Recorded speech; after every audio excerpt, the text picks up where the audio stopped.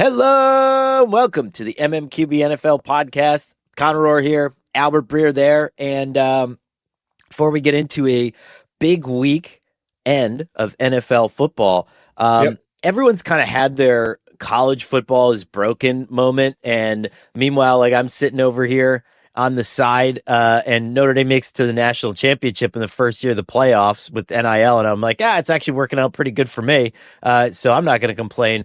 Now I'm going to complain because we got kicked out of the playoffs. It was absolute bullshit.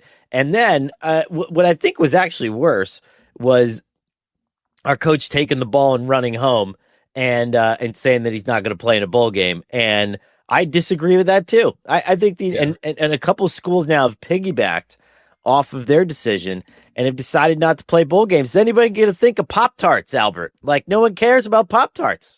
What's going on? I love the Pop-Tarts bowl. I'm going to go on the record and saying that I love a bowl game that can make fun of itself and has self-awareness. And the Pop-Tarts, like bowl, Duke's Mayo Bowl. Come on, yeah. I mean the Pop-Tarts bowl, the Duke's Mayo Bowl is in that category too, where the self-awareness is spilling over, right? And sometimes it's like a vat of mayo falling on somebody, but yeah. I mean, I.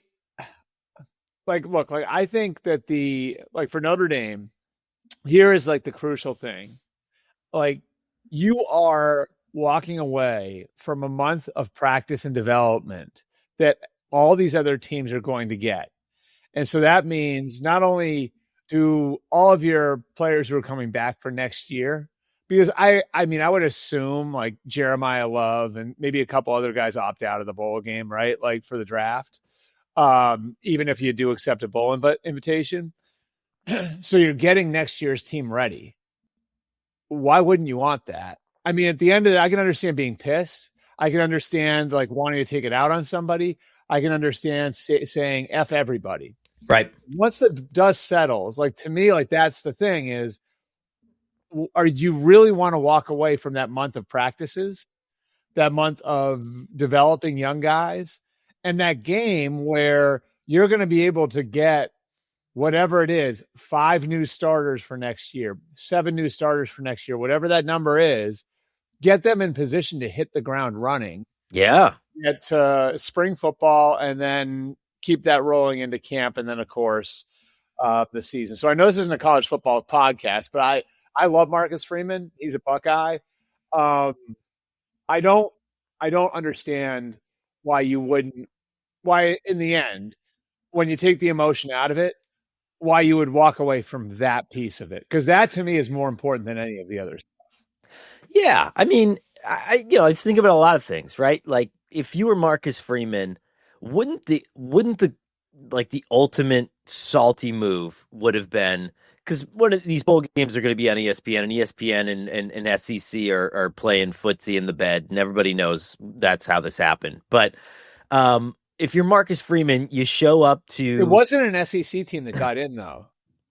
It was Miami.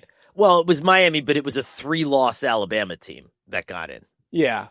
Do you know what the real problem is? That they do these ranking shows every week. That's true, too. Which is so stupid.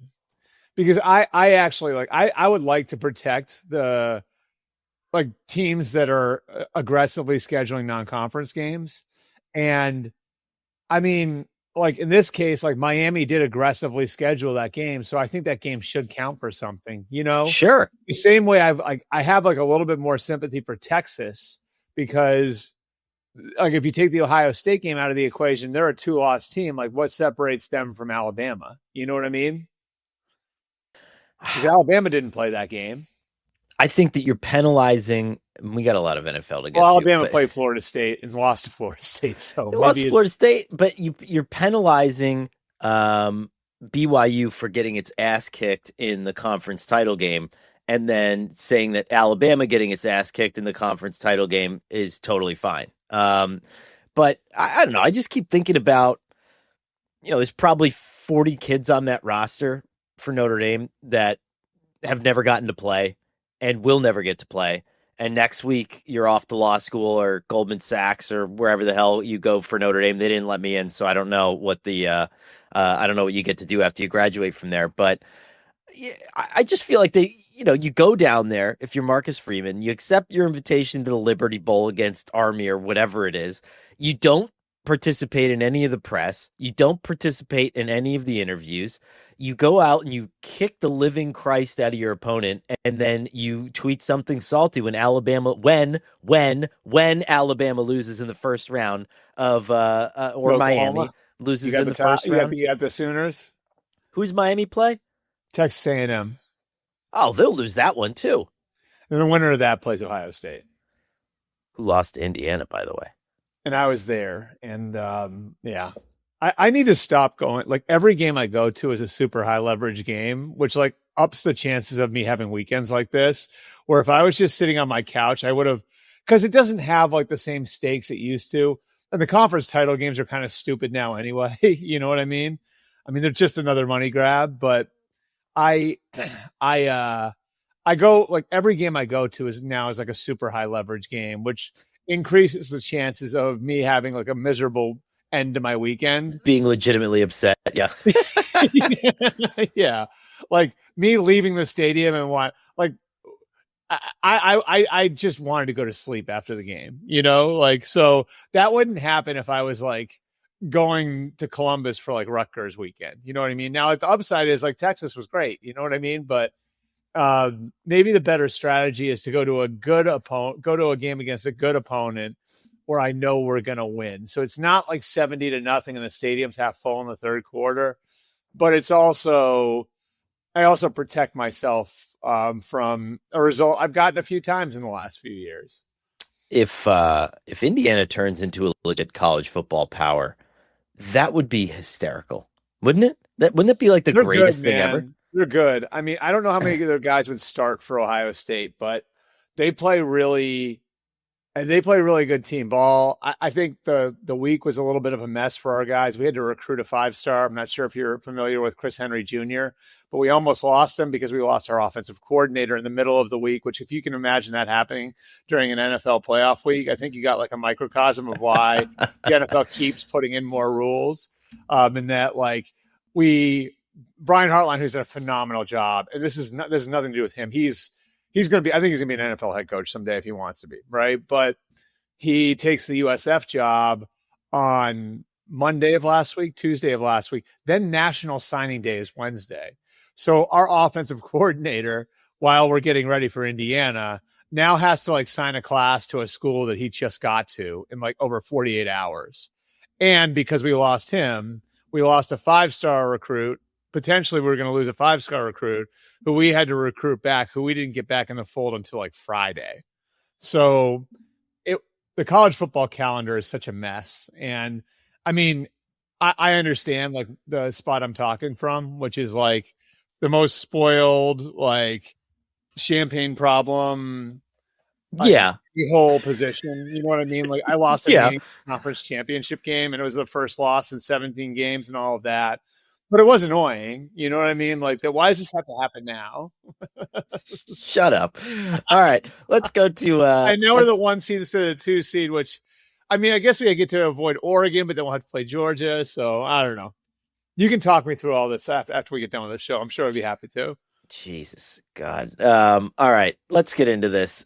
This was a very, very big NFL Sunday for a couple reasons, couple massive games, and then like a little bit of it was like a salad with like a lot of good toppings on it, and then like less of the salad, the stuff that actually nobody wants when they order a salad. So let's start with Chiefs and Texans. Texans win 20-10. The Chiefs are like effectively out of the playoffs at this point. I didn't see what the latest percentages, but isn't it down to like 11 or something like that? I think it's like a 13, 11, somewhere in there. Everybody's kind of freaking out about it. I think it's a convergence of two things. I think Patrick Mahomes played really poorly in this game. Yeah. I think the Texans defense, they're going to lose Matt Burke. You're talking about losing a coordinator to go somewhere to be an NFL head coach. I think Matt Burke's got a shot over in Houston. He's been calling a hell of a defense this season. Yeah. And I think you run those two things together with the fact that, I mean, listen, we saw it in the Super Bowl. Okay. This Chiefs team is on this iteration of the Chiefs is on their last legs, right? I mean, they have to evolve, just like the Patriots evolved, just like just like the Eagles evolved, just So you like think all it's these teams. scheme? I think that verbiage makes me think you think it's scheme. I think it's scheme. I think it's personnel. I think it's and doesn't personnel dictate scheme to some degree, Albert, right? And I think when I see Mahomes, and I'm curious what your thoughts are on this, but like, that first big fourth down when it was 10-10, I saw an open receiver that he just didn't look at.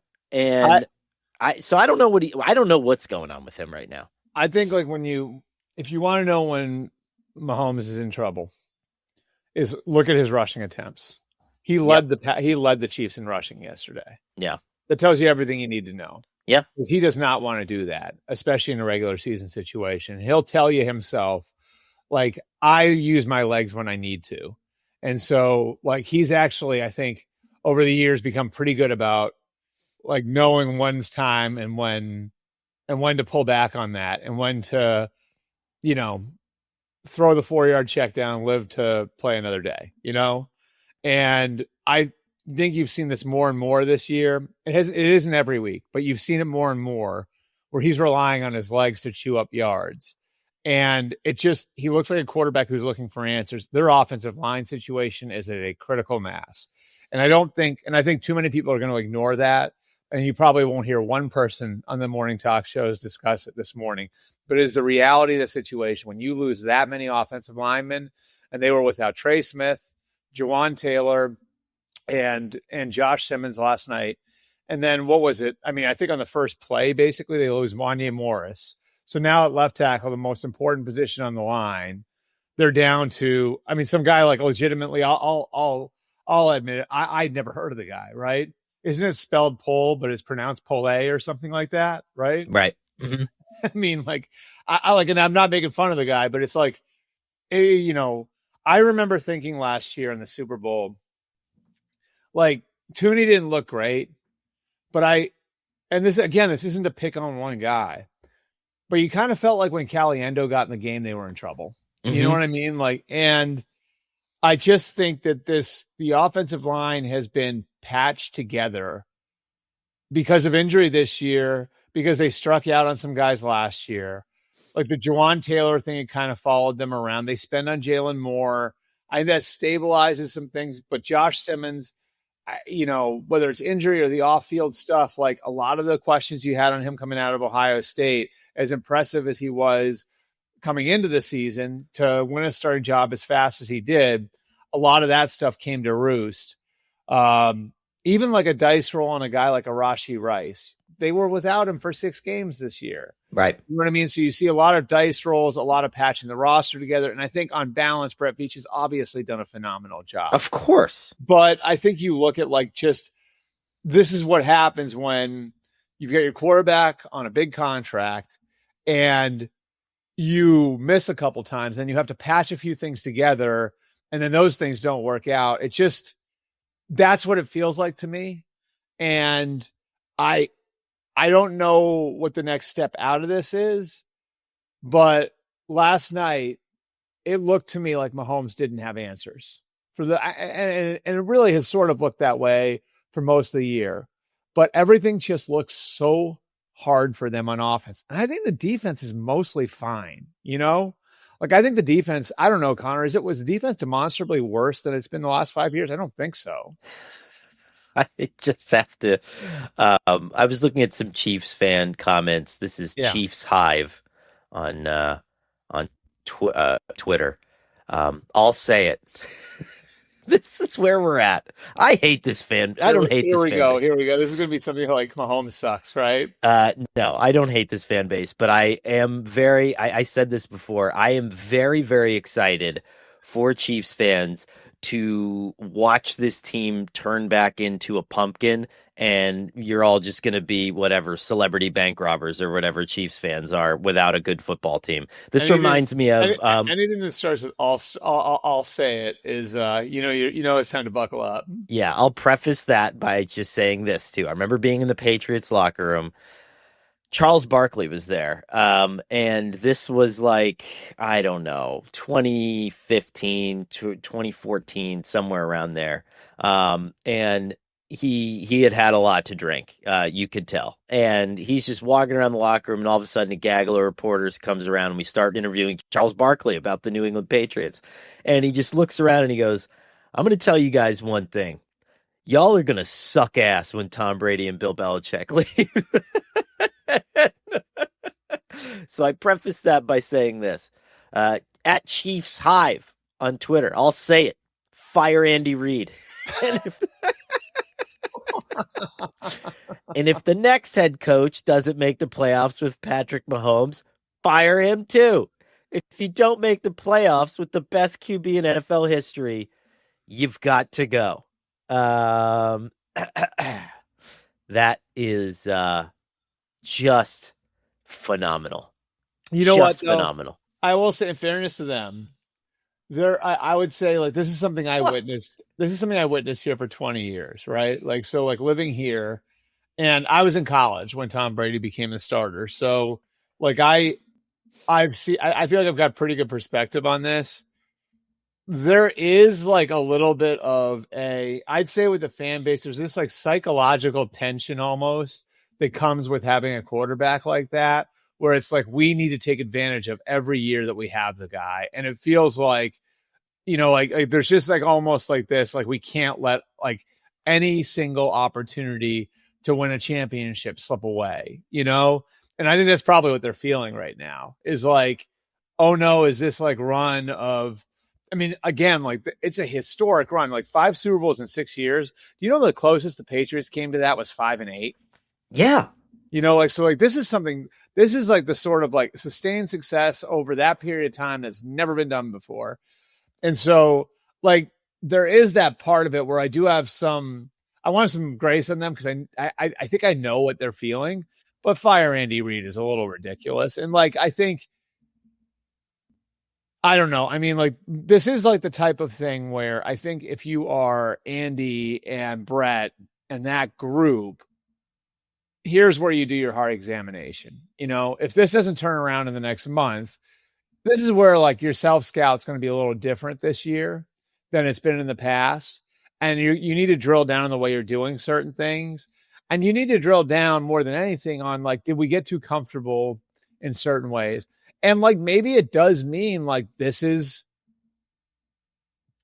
this where you walk away from Travis Kelce? Is this, well, yes. Do you walk, do you examine like Chris Jones now? Like, I don't know. I mean, like, like I think that this is, to me, like, again, in fairness to Chiefs Hive, like, this is probably where you do take a look at everything except for Andy Reid and Patrick Mahomes, right? Right. Like, yes. I mean, yeah, let's get rid of the 38-year-old tight end who's clearly got a foot and a half in Hollywood. Yeah, let's do that because he dropped like 100 balls this year. Now, the ball that he dropped, I'm going to maintain, was thrown behind him. I think this was a bad Patrick Mahomes game, and there are just a lot of Chiefs fans out there who aren't going to say that it was a bad Patrick Mahomes game. That deep interception. Mahomes had some throws into traffic that would look like frustration throws to me. You know me what too. I mean? And that deep ball interception. I'm going to just try to squeeze F this. Like, I'm just going to try to squeeze this in here. There was the one, I think Al Shahir picked it off, right? Was that the one off the tip? Well, Petrie had the unbelievable one where he tipped it to himself. Right. But like that one, I think the Al Shahir one also like felt like throws where it was like, F it. Like, there's nothing here. I'm going to just try to force it into this window. The deep ball one, the one that Chris Collinsworth was like, classic genius Patrick Mahomes arm punt. No, it wasn't. It was like 3rd and 5, and Kareem Hunt was wide open. Like, just throw him the ball. And whatever. I know I'm saying this all 5'8" of me in my basement, so whatever. Take that with a grain of salt. But I just think we're both literally in our basements. I know. Not my mom's basement. I bought this basement. It's mine. Yeah, I do own this basement. Well, in a couple of years I'll own this basement. But that's how mortgages work. But I think that Chiefs fans are unable to say that Patrick Mahomes had a bad game. And I'll push back with you on this, and then we'll finish because we got a lot to get to here. I'm sick of this narrative that has blossomed in the NFL this year, and partially blame AJ Brown for it, but it was AJ Brown, and then it was Justin Jefferson last week, and now it's the Chiefs, where it's like, if you underperform with good players on your team, tough shit. Like in Minnesota for the last 3 weeks, like, what are we gonna do? We wasted a year of Justin Jefferson's prime. Tough shit. And they're like, well, Justin Jefferson's going to be upset. He's making 35. What does Don Draper say in Mad Men? That's what the money's for. He's Right. making $35 million a year to make the situation better. I'm sorry. Like, AJ Brown, that's what the championship rings are for. That's what the money's for. That's what the extension was for. You know, God, Chiefs fans, that's what the 3 Super Bowls are for. Sit through one bad game. My God. I mean, it is like, I don't know, maybe this is a generational thing, but it's like the grass is greener, but you can't even see the patch of grass that you want. You know what I mean? Like, where is that patch of grass?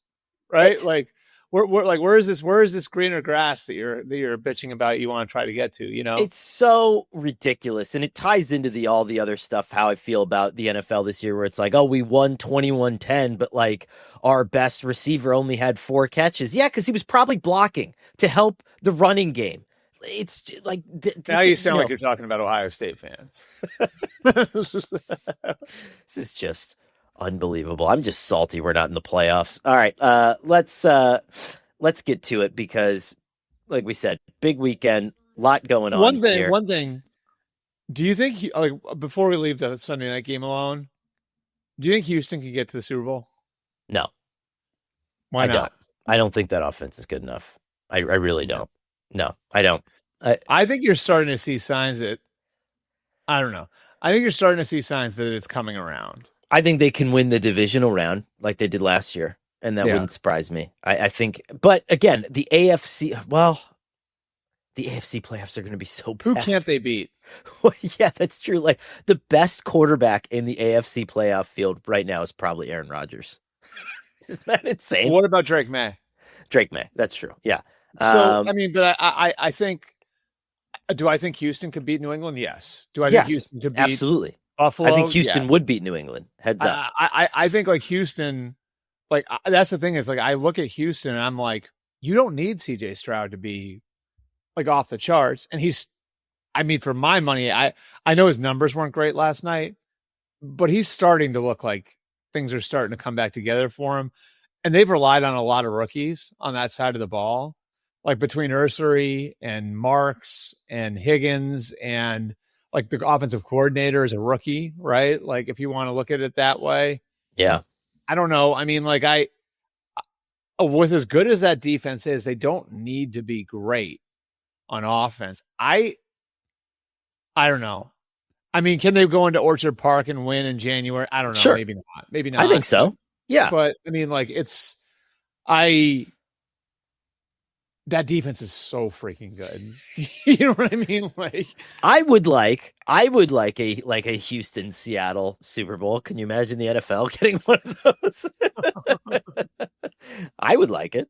I'm not one of those guys. For Ohio State recruiting. I wouldn't be one of those like ratings guys. I think those people are idiots. Anyway, the celebration of the Thanksgiving ratings, even though the ratings are done differently and all that. Yeah, so stupid. But it's just the idea that, like, we only now accept championship games through the lens of, like, how they'll do in the ratings, and everybody so stupid. That's I like, not to take a shot at the area that you're sitting in, Connor, but that is such a New York state of mind. Is like, well, if like that, this team's irrelevant because they're in the middle of the country, and so no one wants to see them in the big game. Like, yeah, like Pacers, Oklahoma City was a really fun finals. Right. And I don't give a shit. You had all these obnoxious Knicks fans that were like, no one cares. It's like, well, no, you don't care because all you care about is your teams. Right. I think that's and you're surrounded by other people like you, so you don't know what other people think.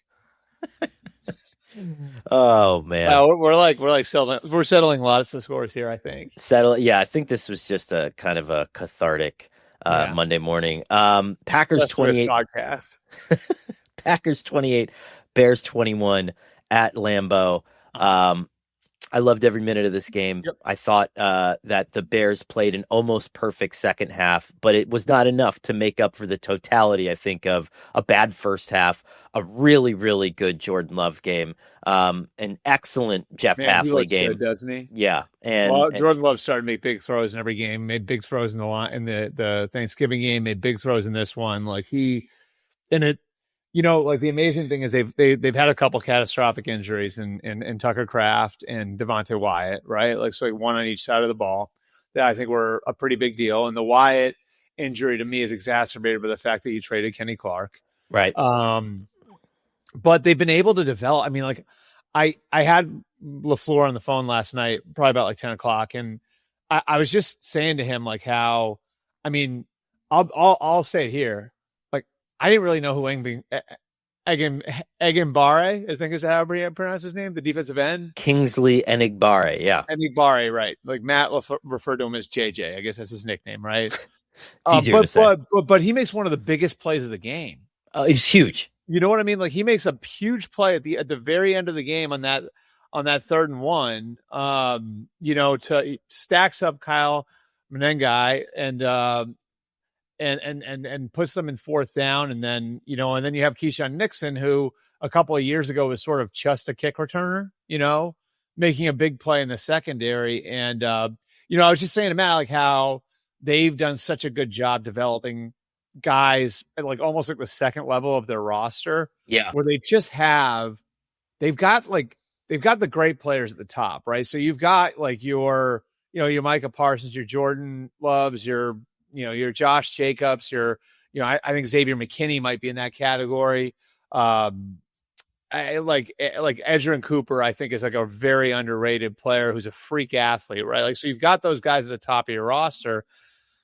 But then you've got like almost this second level of players that are all really good also, and I think it's really apparent like with the receivers and maybe Christian Watson is now developed. Cause I think we all look at Christian Watson and say like, he looks like a number 1 receiver. You know what I mean? Like just the body and how he moves and all that stuff. Like, it looks like he could be a number 1 receiver. Maybe he's developing into that now, but they bring Jaden Reed back, who you almost forgot about, who's a really good player making key catches for him. They've got Luke Musgrave, who's not Tucker Kraft, but like is capable of making big catches. It's just like everywhere you turn, there's another good player, Yeah. And again, like guys like Egenbare and Nixon are making plays at the end of the game to win the game. I think the Packers are really impressive that way, in that like they've just got balance and depth everywhere, which I think like ultimately that's the sort of thing that wins in the playoffs too, right? Like, like generally you're going to have to win different types of games in the playoffs, and if you've got balance, you can win different types of games. I think that what's really cool about this one is that I felt for the first time, and Matt LaFleur and Ben Johnson had a very quick handshake, and Matt LaFleur kind of just hit him with the Ben, on the way out, just said Ben, yeah. And that was it, and they were on their way. Ben, if you don't said to him, "See you in 2 weeks." Did he? Yeah. So, I mean, for those of you guys who don't know, Ben Johnson said before the season started that he was looking forward to beating Matt LaFleur. He enjoyed beating Matt LaFleur twice a year while he was in Detroit. Clearly an effort to get under Matt LaFleur's skin. It worked. Adam Stenavich, Packers offensive coordinator this week, talked about how they took it personally. It was rehashed. It was rehashed. It was kind of one of those like, do these guys know each other when Ben said it? And they do not. Out they didn't know each other. But what I think about this whole thing as it was taking place, I'm like, this is finally an actual rivalry. Okay. Since 2000, the Packers have won, I think, 6 division titles to 1. Their rivalry is like 52-16 all time. Like, it's not close.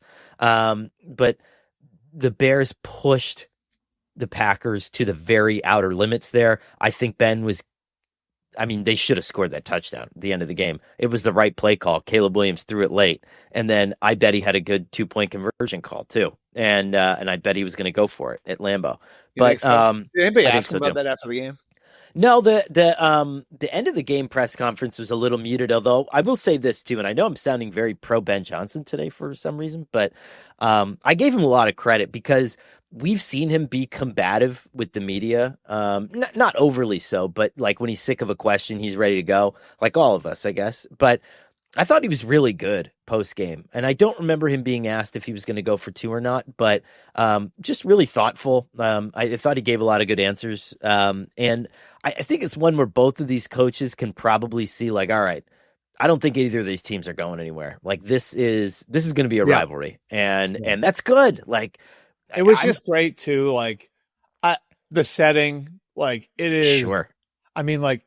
It's dark, like almost like it's a late afternoon game in the upper Midwest where it's like dark, like basically at kickoff. It's 5-degree wind chill. Yeah, like all of it was just great theater, I guess is the right word for it. You know what I mean? Like it felt like you just it felt like the beginning of something. You know what I mean? And we'll get it again in 2 weeks, or is it? No, it's because the funky NFL schedule we're getting that on a Saturday that conflicts with the college football playoff games, I believe. Is that right? Yes, I think so. Because the NFL can't work with college football. They have to Bigfoot them. Yes. That's another problem that I have. Like, can I go on a quick rant on that one? And this won't be the last time you hear this rant. Hit it. Go. This is an opportunity, okay? And I think like Brian Rolap, when he was still at the NFL, he's with the PGA Tour now, wanted to work on this, and now he's gone. So obviously it's not like, in his court anymore. This is an opportunity to make that weekend into a festival for the sport. To make it like the most unbelievable couple days of football for the sport. And your unwillingness to work with each other and your unwillingness to say, you know what? Like, let's find a way to turn this into a celebration of football, staggering the kickoff times, whatever you need to do so everybody can watch as much of it as possible would be so great for both levels of the sport. And they should be working together. Make no mistake about this. The NFL needs college football. Yes. The NFL is fueled by college football. The thing that protects football and that protects the NFL in a way that other sports aren't is the popularity at its lower levels.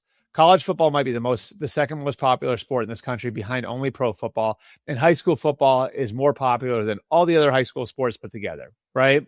So like the NFL is protected by that. The NFL has a free farm system where they get players who are developed and marketed. Right. So they're getting ready-made stars in a way the other sports aren't. Yep. It fuels one of their biggest television properties of the year because God knows if college football wasn't as popular as it is, there's no way the draft would be what it is now. No way. Look at the NBA draft. When it's a bunch of guys coming from Europe who nobody's ever really heard of, no one cares about the draft. The draft is fueled by the popularity of college football. So the inability of these people to work together makes no sense. And you could turn this weekend into a celebration of the sport. Look, nobody loves football more than I do. Maybe you can argue for yourself on this one, Connor, but I love the sport. It's always been my favorite sport. And like, to me, there is such a great opportunity here. But when you hear guys from the NFL come out and say, well, that's always been an NFL weekend. Yeah, but Christmas was an NBA day. Right. And like, did you guys respect that? So, I mean, April 1st was opening weekend for Major League Baseball, and I think it was officially Shedeur Sanders Day last year. So, we are arguing about whether he was going to go first, second, or third. So I just think that they're like, honestly, and I'll cut it out here, but like that day, which is now 12 days away, where they have the 3 first-round games. There's the first-round playoff game on the Friday night before. There is such an opportunity to turn this into something more, right? Yeah. For the good of the sport. And their unwillingness to work together is baffling to me. And I think it's all in pursuit of like, well, we just want our biggest rating number and we treat every television property like a piece of real estate. And we need to make sure we have the most valuable pieces of real estate and the most inventory of that real estate that we possibly can. And it's this private equity mindset where like, you could like start this weekend on Thursday. You know what I mean? Like, and Oh have yeah. build-ins and tie-ins and all that different stuff. And a lot of the network partners, I mean, it's ESPN, so it's one of your partners, right? Like that has 3 of those 4 games, I believe. It's just mind blowing to me that they can't figure out a way to make this work without like making it like, well, if you don't have 2 screens, you can't watch everything. Speaking of mind blowing and not being able to make things work, let's take a quick detour over to Steelers Ravens. Yep. Steelers win this one 27-22, and I had a tough time with the idea that, I mean, this was a big win for Pittsburgh. It was a great. Aaron Rodgers played a great game. The fact that with a broken wrist, he threw a tipped ball and then jumped into the fray to try to catch his own ball, and so it wasn't intercepted, and we can get into that part of it too. But with a broken wrist at age 42, I mean, that's some cowboy stuff. He really, I mean, if you had any doubts about the fact that this guy wants to win, even though he's a little bit quirky, I mean, that should dispel it right there. However, we are now back to what is a catch. And this is driving me up a goddamn wall because we're getting to Isaiah Likely here, right? Yeah, we're talking about Isaiah Likely. Isaiah Likely caught effectively the game-winning touchdown with like 2 minutes to play. He took 2 steps, and then it looked like 4 steps to me. It was. I mean, I watched this thing more than the Zapruder film. Trust me. It was. It's like a catch, 1 foot down, 2nd foot down. You have the ball in the end zone. That should be a touchdown. But now you're required to make the football move in the end zone, which is because the broadcast was saying he needed a confirmatory 3rd foot as a football move in the end zone. And I'm like, I didn't know confirmatory. I've never heard. But like, is confirmatory? Is that a word? No, well, I don't know. I made that up. I don't know. I was trying to. But I don't know if you were taking it from them. What, like. So the tush push, what's the confirmatory, like, what's your football move into the end zone after you just get your ass smashed across the goal line? Or, you know what I mean? Like, does that make sense? And the second that someone breaks the plane with the football, it's a touchdown. And this catch was almost identical to a Steelers catch against the Packers on like, I think it was like October 25th. It was the Aaron Rodgers Steelers game. Okay. That one was ruled a touchdown. And so you ball this together into, let's go back to Sunday Night Football last week with the Commanders and the Broncos. You had phantom holding and an incorrect intentional grounding in a standalone game. Let's go to Lions Cowboys. You had the OPI on Ferguson that completely changed the course of that game. Let's go to Colts Texans. You had awful calls in that game and back-to-back bad calls, and then you weren't sure if a ball was going between the uprights. And we can rant, Albert, every week until we're blue in the face, but like, and we do kind of, but this is changing playoff seeding. It's affecting wins and losses in dramatic ways, and here's where I'm going to leave it, okay? Every week, you get a tweet from the NFL going, parody, parody, parody. It's an all-time great. Every game is close. But you're doing nothing to fix the thing that can turn the game on a razor's edge. So games are closer than ever. Officials have to be better than ever. They're not.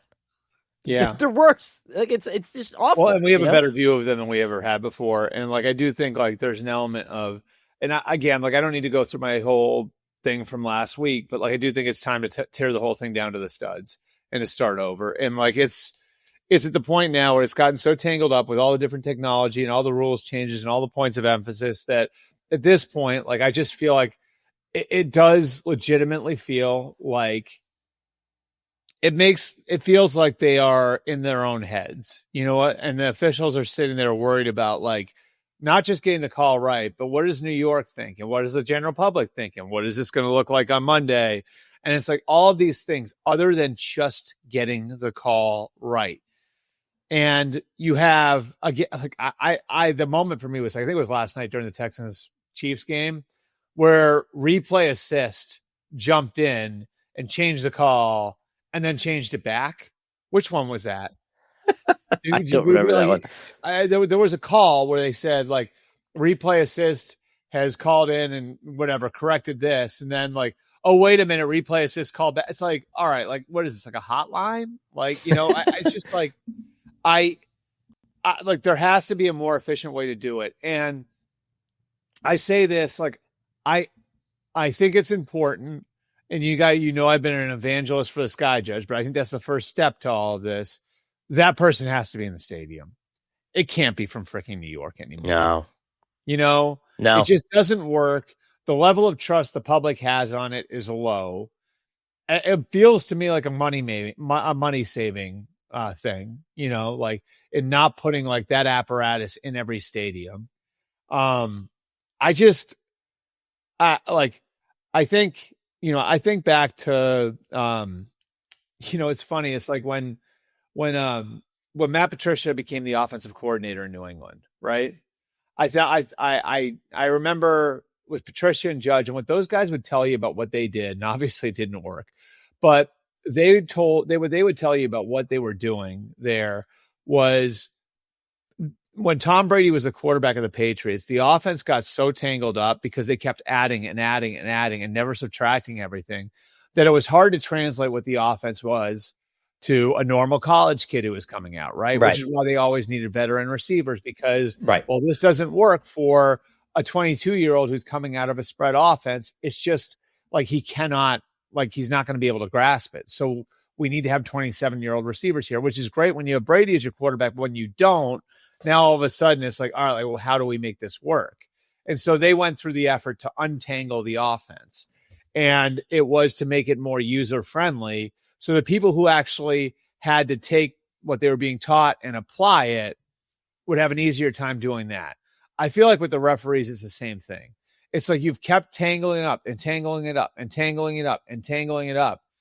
And now you've made it so difficult for the people that are trying to apply it that what you're getting is an absolute mess on national television. And it's because, again, like the league chases, like they don't get in front of problems. They chase problems. You know what I mean? They're not proactive about finding where there's going to be a problem and solving it. They are reactive when something happens, like just go and fix it. Right. And so, like, I think what you have here is an officiating situation where it's like, we've patched this hole, we've patched that hole, but like other, it's like the dike in Amsterdam, right? Like where like the holes keep popping up, and, I think this is going to take to fix this. I don't even blame the officials themselves. I think to fix this, because of all the new technology, because of all the points of emphasis, because of all of the, the new rules and the element of player safety and the competition committee having their hands on everything, I think it's time to take a hard look at the entire thing and say, okay, we have this technology. We have this set of rules that we're trying to implement. How do we make this as efficient as we possibly can? Yeah. Instead of like every time we get a new technology, treating it like a toy, you know what I mean? Oh, like for example, the virtual measurement. Has that really helped anything? No. You know what I mean? Now, when they first did it, I was like, oh, wow, like they're finally implementing technology that tennis had 10 years ago. But I don't really feel like that's added anything. No. I go back and I think about, I was reading something from a Supreme Court justice the other day that made me interested. And I think that this should form the basis of the new NFL rulebook, because you're right. It's like the Patriots offense. It needs to be blown up. And we need to start from square one, because the game is different. It's just different than it was when we created it, right? Yeah. And the Supreme Court justice said, like, we don't write certain liberties into the Constitution. Like, for example, like you can raise your kid how you want to raise him, right? And we don't write that into the Constitution because it's so obvious that literally almost everybody in the country would agree with you. That needs to be the basis of the new NFL rulebook. And it needs to be, it's one of those things where it's like, okay, if I have to think 9 levels of Chinese checker moves to get to where I want to get to, it's not a call. Just don't make it. Just back yourself out of the game and let them play. How good remember the first quarter of that Super Bowl where there was a bad call right away at Chiefs Eagles, and then there was a bad makeup call, and everyone's sitting there like, oh my God. And then we didn't see anything again, I think, for like another 2 quarters. And that's how it should be. Yes, there is holding on every play. Unless everyone in America can see it and point at it on the TV and say that shouldn't happen, that needs to be your standard. Otherwise, just let people play. Let them get away with it. It's a physical game. And I know that took up all the air of Steelers Ravens, but it is what it is. Baltimore, yes, they had other opportunities. I thought their gotta have it play calling in this game was atrocious. 3rd and short, 4th and short. That has to be better. But at the same time, like we can't come in here and be talking about officials every week. It's just embarrassing. It's just awful. I mean, yeah, I still think like the same thing we were talking about with Mahomes. Like, there's just something fundamentally that doesn't look the same with Lamar in that offense, and I don't know what it is. Everybody's a year older. Lamar's not really want to run right now, and he did make some plays with his legs in this game. I'm not saying he didn't, but it's different than a fully healthy Lamar, right? It's just he doesn't look the same. He's just like the accumulation of injuries now. Like, he had the hamstring, then there's the ankle last week, and he's missing practice time. They just don't look as sharp. And there is a cost, I think, to missing practice time when you get to this point of the year, especially when you have whatever it was, whatever the amount of weeks was that he was on the shelf before that, 4, 5, 6 weeks, whatever it was. Like, you're going to feel like losing that time on task where you're out there on the practice field. And so, like the other thought, maybe this would be our transition into another game. The door's wide open. The door was wide open for the Bengals. I know. And now, let's get to that. Now, right? I think it's impossible. Yeah, it's impossible. But you make a good point that I want to kind of piggyback off. So the Bills beat the Bengals 39-34. This game was gorgeous, right? Snow. It's everything you want. I think that anytime you see the elements like that, you have to favor Buffalo because of Josh Allen's legs. And can I say something nice about an owner really quick? Sure. Thank you to Terry Pagula for building an open air stadium. I know that they're new. For those who don't know, it's partially open air, right? It's not fully open air, right? Well, the stands are covered, but you'll still have the snow coming down. It's good. I don't know if you've seen the Tottenham soccer stadium where the NFL is an investor and they play games there. It's built like that, so there's a canopy around it, around the stands, but open air. It's still an open air stadium. It also has natural grass, which the current Buffalo Stadium does not have. Same name, Highmark Stadium now, Highmark Stadium in the new place. But I will give them credit. Like, everyone else is building a dome. Cleveland's building a dome. Chicago's building a dome. Washington's building a dome. Most of these domes are fixed roof. I think Denver is going to have a retractable roof because it's the Waltons, and this is like throwing a roll of quarters at a problem for them. You know what I mean? Like, I think it. God, I'm gonna miss it when in 10 years, 70% of football is played on plastic grass. There's no doubt. Because games like this, that was awesome. You're absolutely right. I mean, there's no doubt about it. And Chicago Green Bay was awesome for the same reasons. But anyway. I know it really was. But you said that the door was wide open for the Bengals. The door is wide open for the Bills now, because let's look at the AFC playoff. And here they come, yeah. And this is why you don't give up on a team in November. Outside of, so the quarterbacks that Buffalo would have to face theoretically. You start. If the playoffs started today, they have Pittsburgh in the first round at Pittsburgh. And then you would get, it would depend, but you might get, let's see, New England. Again, it depends on how this shakes out. But, you would be playing New England for the third time. You'd be playing, this game against Pittsburgh at Pittsburgh. If you can't beat Aaron Rodgers at this point, at this stage in his career, then you don't deserve to go. But I'm just saying, if you look at this collection of teams, there's no excuse at this point. Really? Yeah. And I hate to be that guy, but this is your year. This is absolutely, unequivocally your shot. Mahomes is out, Burrow's out, Lamar's out. Like, let's go. Well, Let's and make it happen. I look at the finishing kick that they've had. This to me. So would you agree that the Buccaneers, Steelers, and Bengals are good teams? This is probably take the records out of it. Like that they're pretty good teams. They're like your Buccaneers, Steelers. So they're like your 15th playoff rosters. They're like your 14th, 15th, and 18th best teams. So pretty good teams, right? Yeah. Okay. So in the last 4 weeks, against the Bucs, they were down 26-21. From that point forward, they outscored them 23-6. Against the Steelers, they were down 7-3.5. They outscored them 23-0 after that. And then yesterday, down 28-18, midway through the fourth quarter, they outscored them 21-6. Yeah. So 23-6, 23-0, 21-6 against three good teams to close them out. That shows to me like a quality that they weren't showing earlier in the year. And I mean, again, you don't know the way that injury luck is going to swing towards the end of the year. But this is a team that's going to potentially get Ed Oliver back. This is a team that was without Joey Bosa yesterday. Right. This is a team that's had the issue with Keon Coleman. And we'll see where that winds up landing for them. They just got Dalton Kincaid back. I think that's what people aren't paying attention to. Is like they've had all of these moving parts, and they were able to make huge plays on defense yesterday. Picked off Burrow twice on consecutive throws that turned that game. It's starting to look like a team that's got a knack and that is playing with some urgency.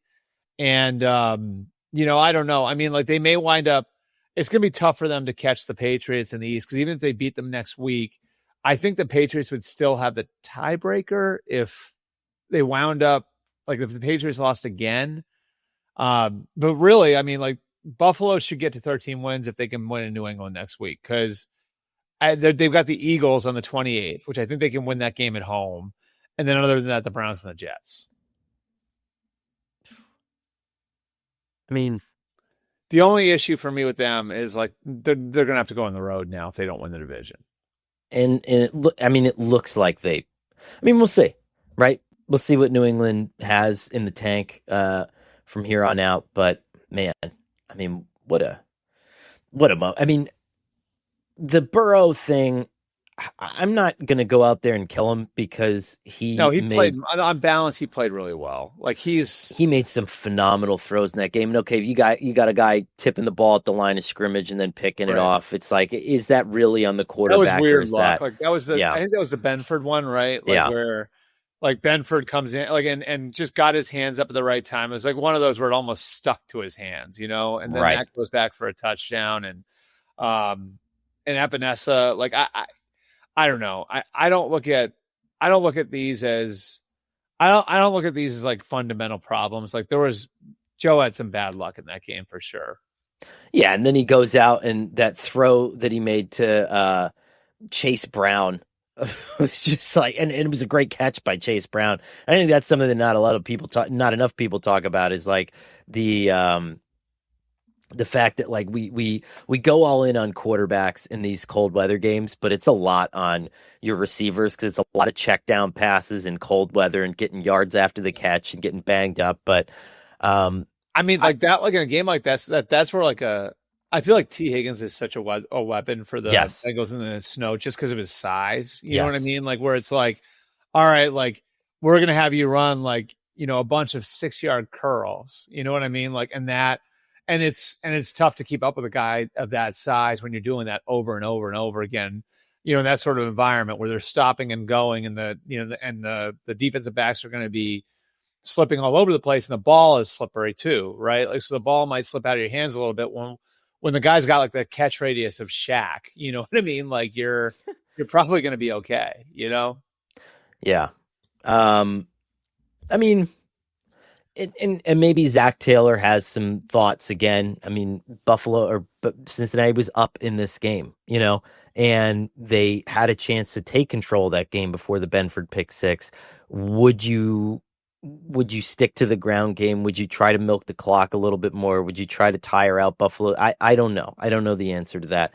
I mean, if on the flip side, if you're Al Golden, do you run blitz Josh Allen, which he did when on the what was it, like a 60? How long was the touchdown run? 60 some yards, 40, whatever it was, 40 yards. Yeah. 40 yards.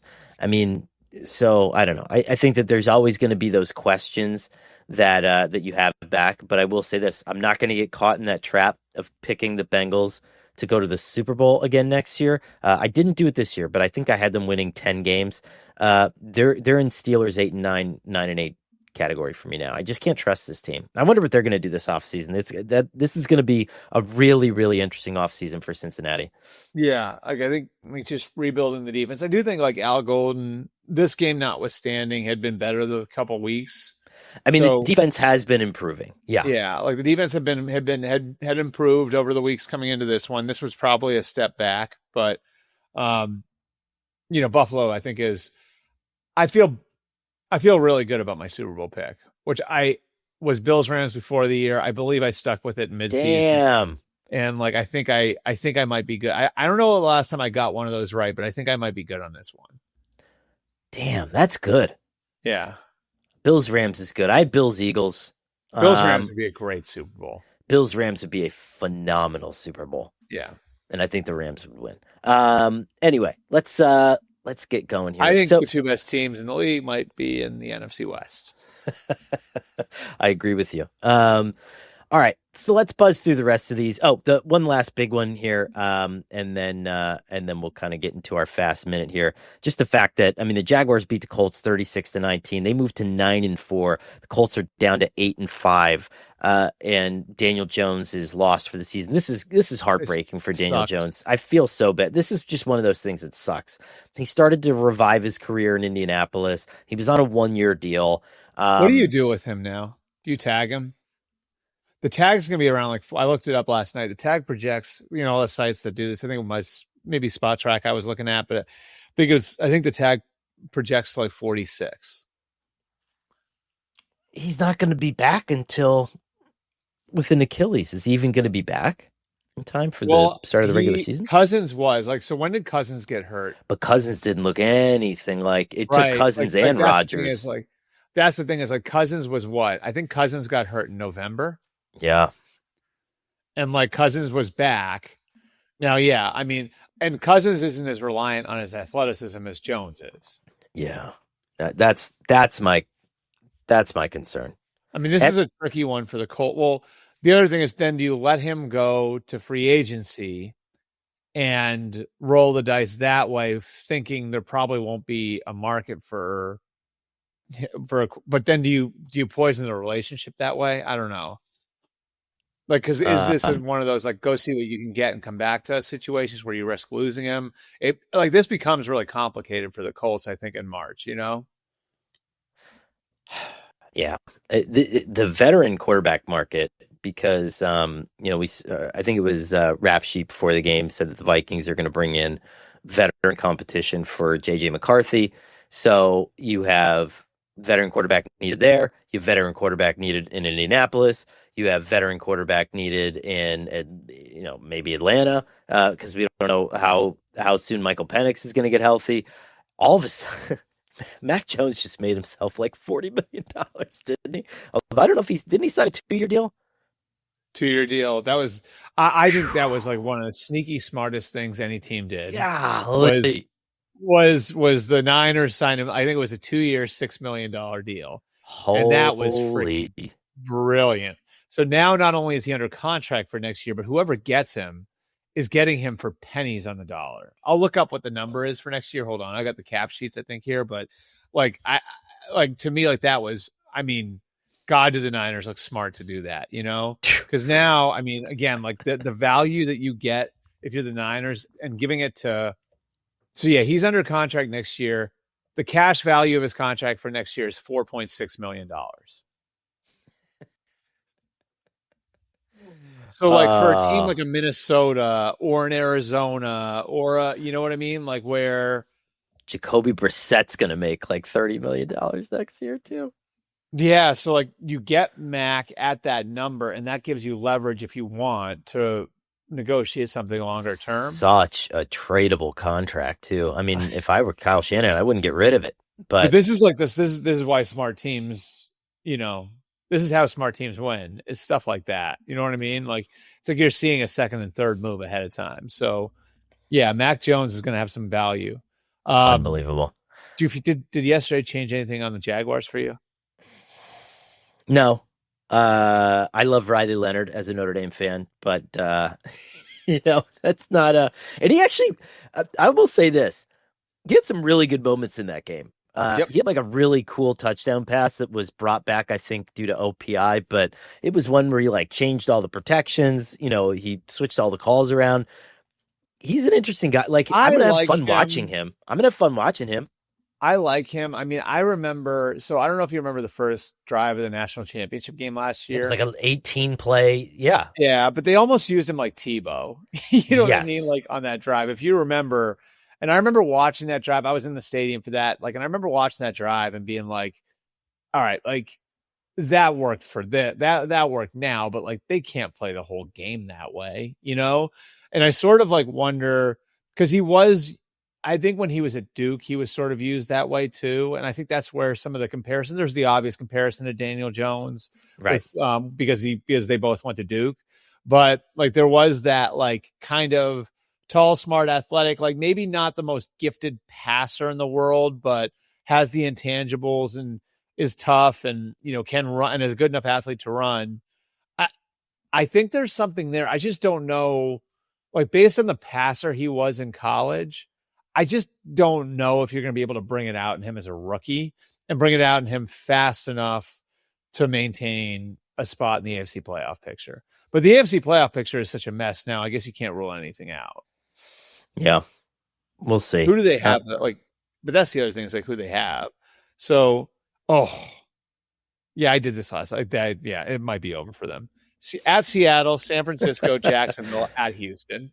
That would take an all-time coaching Yeah. job. I mean, that's I mean, my God, they've lost 3 in a row. They might finish the season with 7 straight losses. I know. And I feel terrible for the guys there too, because that's not reflective of the kind of season they've had, But yeah, that's a tough finish. Good for the Jaguars, though. Trevor Lawrence was phenomenal in this game. He really was. This was the Trevor Lawrence that I thought I was getting out of Clemson. He even had like 3 for 87 from Brian Thomas, which, it's not exactly what you want, but it's better than what you've been getting, And so I think that was definitely a positive. Devin Lloyd was a monster in this game. Like, Campanelli has just changed the entire course of this defense. I mean, Josh Allen has the sack, in Yes. the end zone, and their Campanelli's really brought they really buy into it. Like you can tell with how fast they play that like they really buy into what Campanelli is doing with them. And are they capable of winning a playoff game? Yes, I think so. Yeah. I mean, especially they have so many outsized turnover performances this year that they don't need the quarterback to be Superman based on how they're constructed, but he can be. And he's got so much big game experience over the course of his football life. You know what I mean? Going back to like, this is a guy who had the spotlight on him when he was a 14-year-old kid, So you would think like, it's almost like the Shedeur thing, like where it's like, this kid's not going to shrink to it because it's been like sort of the spotlight he's played under his whole life. Sure. They're going to be an interesting, I mean, whether or not they win the division determines whether or not they have a home game in the playoff, which, could determine a lot as far as how far they go. But I mean, I don't know if I like them more than Houston. But I like they've grown on me a bunch. Well, let's buzz through Albert here. Just a couple. By the way, I would like to apologize because I know nobody thinks that I respect the Jaguars after one of my tweets last night, which is like I said, like that Denver and New England are alone atop the AFC at 11-2. And then you had Buffalo is next at 9-4. And I forgot to include Jacksonville as a 9-4 team. So my sincere apologies to everybody in Duval and the surrounding areas for my omission of the Jaguars, who feel to me like the ultimate Rodney Dangerfield fan base. So you just fuel into them when you do stuff like that, you know? You know what, though? All these teams are trying on their 2015 Carolina Panther outfits where they're just like, the media doesn't respect us. And then you're going to go get smacked around in the playoffs. And so, and I'm not saying this about Jacksonville in particular, but like when you try to cover all 32 teams, no one in the media is talking about us thing is so exhausting. Like, Yeah. And you know, like Mike Tirico last night at the end of the Chiefs game, he's just like, I haven't heard any of this from the national media, but the Texans are pretty good. What are you reading, Mike? Like, I love Mike. What are you reading? I love Mike, but it is hilarious when national media criticizes national media for like, well, the national media is not paying attention to this. Well, you can do something about that. You are the national media. Spend the majority of the broadcast breaking down D'Amico Ryans and Matt Burke's defense. Yeah. Talk about Frank Ross, special teams coordinator, one of the best special teams coordinators in the NFL. Invite the listener in. I've done it. Don't tell me I'm not doing my job. Anyway, let's just buzz through the rest of these. Seahawks 37, Falcons 9. Seahawks are 10-3, number 1 seed in the AFC. It's probably goodbye time for this iteration of the Falcons, I would say. Yeah, I think that there's like it does feel like this could get detonated after the year now. Yeah, like detonated in every way, and I'm surprised that they're not better. I am too. The results are the results, and I mean I'm counting them up 7 losses in 8 games now. Their only win was over a Saints team that's going to be picking in the top 5. They're going to get a desperate Tampa team on Thursday night, a Tampa team that's going to need that win in a very bad way. They've got a couple winnable games down the stretch with the Cardinals and the Saints still on there. They also play the Rams, but doesn't feel like there's they're going to be able to avoid major changes. They also don't have their first round pick. The Rams are going to have like the number 7 pick in the draft. Good God, what are we doing? Titans 31, Browns 29. Shedeur Sanders cooked in this one, man. He looked good, man. Like really good. I no caveats. Like he looked like he handled the situation well. He played from behind, which I think is a big box for young quarterbacks to check. There's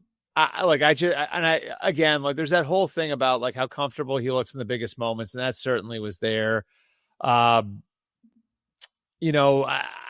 thought all the way around, like even the touchdown throw, the Harold Fannin to put them in position to tie it. We can talk about the conversion if you want, but all the way around, I think, he's earned now.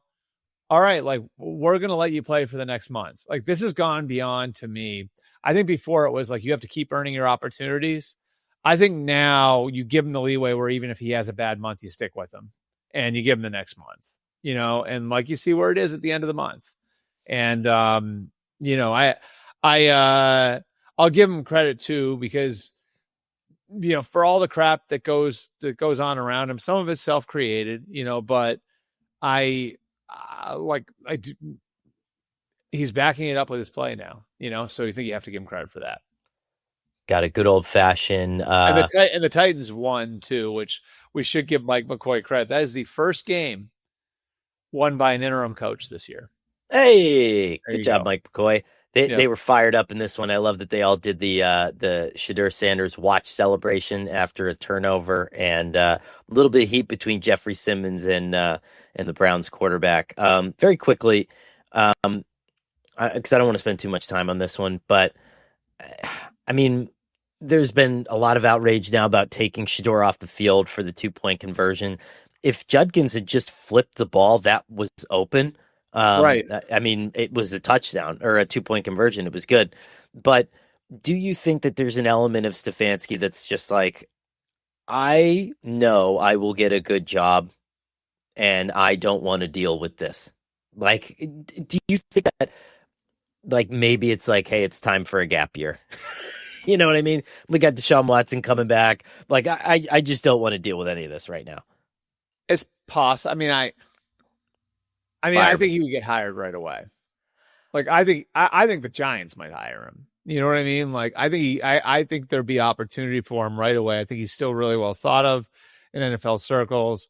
The one thing that would be really frustrating for me if I were a coach there is you've been trying to make decisions for football reasons and no one will accept them. You know what I mean? Like, I can tell you, just knowing the amount of people that I know there, that the quarterback situation was handled this year over the last 6, 7, 8 months in a way that was based solely on how the guys were performing in practice, solely on how ready the guys were to play.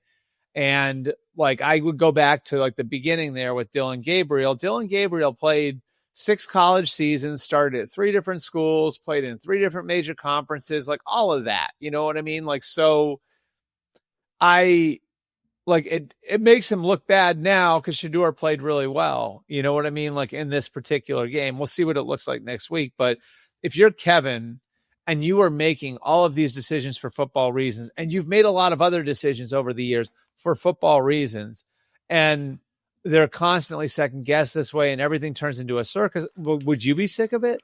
Oh, 100%. You know? So I would want to be so out of there. And I don't know what they're going to do, because I felt all along like the Haslams really like the structure that they have, right? Like, and it took them a decade to get the structure that they had with Stefanski and with Andrew Berry, and then, you know, with Paul DePodesta as sort of the over the top guy as the chief strategy officer. I don't know. and Paul's not there. I mean, I don't know. You know, I have with my own. DePodesta gone and no plan to replace him, is this a natural point for them to evaluate everything again? Like, I think that they like the guys that they have enough. Like, they took them so long to get that right, and they still think those guys are really sharp. And I think that they want to go forward with them. But has this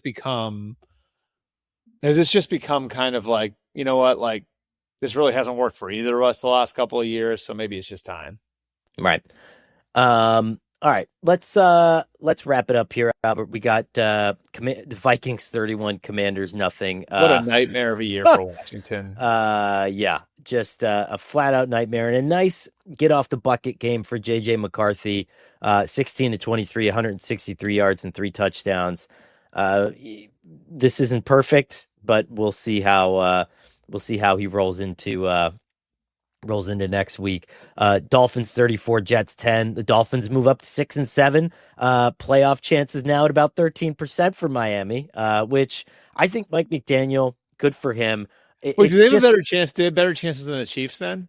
I don't have the okay, because I thought I saw the Chiefs at 11, and that would be, yeah. Let's see here. Anyway. Postseason probabilities. Let's see. So here. The Dolphins have. Oh, they're still.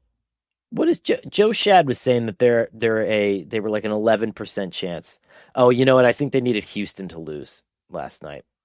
Okay, I think that might have been it. Because all right, so like the Dolphins have the Steelers, the Bengals, the Bucks, and that's not easy. So I think this is sort of where the rubber meets the road for them. We've talked for a couple of weeks now about their chance to get to 500. They'll have that Monday night game at Pittsburgh, which becomes like a really big game now in the AFC, right? Yeah. And yeah, I can see them going in there and winning that. You know what's amazing about it too is, like, I think you were the one that kind of hit me to this, and I put something in my column yesterday, so thank you for the content. But like Tua's like they've sort of taken the ball out of Tua's hands, and this is really like Mike winning his way. And I looked it up here, and I have it. I'm just kind of thumbing through my column here where I had this. But so over the last 6 games, the Dolphins are 5-1, right? Tua's yardage, 205, 261, 173, 171, 157, 127. Yeah. The 261 was the loss. Yeah. Okay. Over the last 4 games, he's thrown the ball 21, 20, 23, and 21 times. And the Dolphins rushing yards over those 6 games, 141, 87, 197, 169, 164, 239. The 87 is the loss. So this is like a team that's sort of, I think, been reimagined on the fly.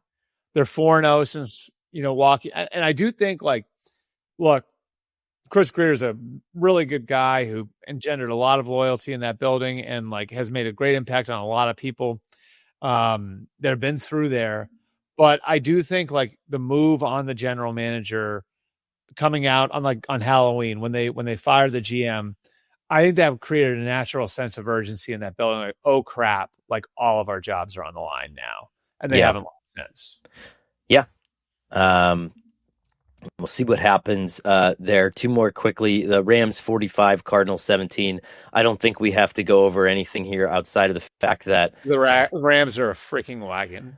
And that, Albert, I think that there are guys on the bottom of this roster. Like, I use Jordan Whittington or Blake Corum as an example. I mean, Blake Corum had 120 rushing yards in this game, and he's not exactly a hidden guy, but maybe, the rookie tight end or Whittington.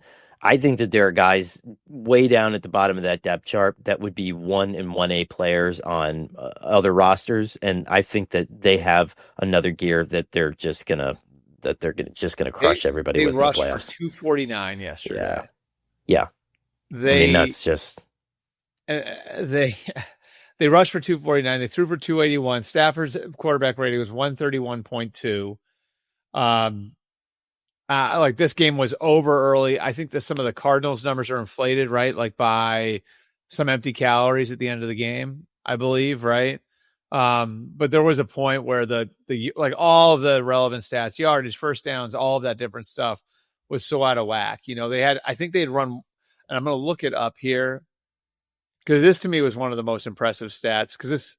So 1 offensive snap into the fourth quarter, the Rams had 45 points, 493 yards, and 28 first downs. Yeah. It's, again, like, the Rams should be the favorite to win the Super Bowl now. I don't think it's even close. Yeah, I mean, because I think they have the advantage the over... team that might be closest to them is the one in their division. Right.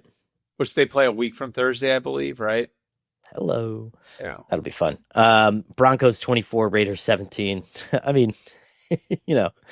that's another one where kind of a late score from Kenny Pickett. What did Pete Carroll say? He looked fantastic. And it's like, well, you're just kind of, slapping a little bit of lipstick on the pig there, and making this one look competitive. Denver is just, they're locked in as that number, not locked in, but, locked in as the number 1 seed there in the AFC. And then last but not least, kind of like one of those, you hate to say it this way because it's an NFL game, but, like, just kind of felt like Denver managed itself to a win.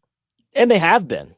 Right. Yeah. I said this before, I'm done asking teams to just, like, blow me away like the 2019 Rams every week. It doesn't have to happen that way. It's not, you just have to win the football game.